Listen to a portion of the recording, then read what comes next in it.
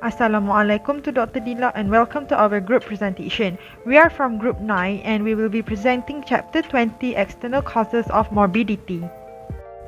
Our group members are consist of Natasha Nukasrina binti Ayud, Nur Atika Shakira binti Mustafa, Nur Zulaika binti Muhammad Badrul Isham, and lastly is Nur Afni Nirma Naim binti Kasim. The code range for this chapter is V00-V99. This chapter is an additional information code for case how morbidity happens. What is morbidity?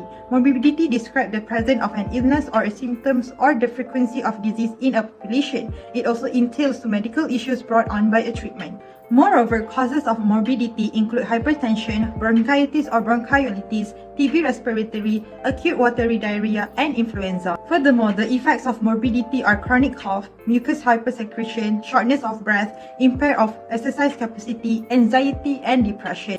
Next up is the external cause of morbidity codes. It captures how the injury or health condition happened, which is the cause of morbidity. The intent, whether it is unintentional or accidental or intentional, such as suicide or assault. The place where the event occurred. The activity of the patient at the time of the event. The person's status, such as the civilian, military, and so on. These morbidity codes are applicable to injuries, infections, or disease due to an external source and other health conditions, such as heart attack. Next is the purpose of external cause code. The first purpose is to provide data for injury research. This research is for evaluation of injury and come up with prevention strategy. Next is to classify injury event by mechanism and intent of injury. The intent of injury categories include unintentional homicide or assault, suicide or intentional self-harm. This slide will show you the examples of external causes of morbidity, which are accident, homicide, injury from war operations, legal interventions, medical misadventures or abnormal reactions, and last but not least, suicides. These examples are high likely to leave an effect to a person. For instance, car-to-car impacts the fatality risk for car occupants. Hence, we can detect where and how that this accident happens when learning this chapter. Now let's see on the data analysis of cause of death due to external cause of morbidity and mortality from 2001 to 2020. We can see here almost 50% of the causes of death were due to intentional self-harm. Like in 2020, the three leading causes of death due to external causes of morbidity and mortality were intentional self-harm, falls, and accidental poisoning. In this case study, Lisa got up from the couch to get a drink of water. On her way from the living room to the kitchen, a heel caught on the carpet and she stumbled forward, twisting her ankle. She caught herself on the side of the door before she actually fell. Even though Lisa stumbled, she did not fall. The answer for this case study is W18.49XE, which is other slipping, tripping, and stumbling, but without falling initial counter. When assigning external cause code, we need to assign with appropriate 7 character, which is A, initial encounter, D, subsequent encounter, and S for sequelae, for which the injury or condition are being treated. If patient been seen by new or different provider during their treatment, assignment of the 7 character of external cause should match 7 character of the code. The next guideline is the place of occurrence. The code Y92, which is place of occurrence, external cause, are going to be secondary codes used after other external cause codes.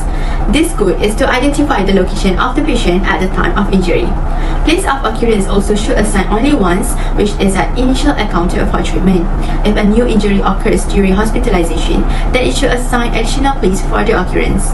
Do not code Y92.9 if the place is not stated or not applicable. The next guideline is the activity code. Code from category Y93 is used to explain the patient's activity during the time of injury or other health condition arise. It is used only one time, which is at the beginning of the encounter for treatment. It's not allowed or applicable to poisoning, adverse effects, misadventures, or sequela. If the activity is not stated, do not assign Y93.9 unspecified activity. If identifying the activity that can give extra information about the event, code from Y93 is reasonable to use with external cause and intention. Next is the child and adult abuse guideline. This guideline will tell you that any adult and child abuse, neglect, and maltreatment are classified as assault. Any of the assault codes may be used to identify the external cause of any harm sustained as a result of the confirmed abuse. When the perpetrator of abuse, neglect, or maltreatment is known, a code from Y07, perpetrator of maltreatment and neglect, should be added to any additional assault codes. This simply means that if the abuser has been known, medical coding can use code Y07 and choose either it is from a family member, teacher, and so forth. The last guideline is terrorism guideline. The first one is cause of injury identified by the federal government, FBI, as terrorism. First listed external cause code should be a code from category Y38, terrorism. Use additional code from place of occurrence like Y92. More than one code from categories Y38 may be assigned if the injury is the result of more than one mechanism of terrorism. Next is cause of an injury is suspected to be a result of terrorism. In this part, code from category Y38 should not be assigned, and suspected case should be classified as assault. The last one is code Y38.9, terrorism secondary effect, for condition occurring subsequent to terrorist event.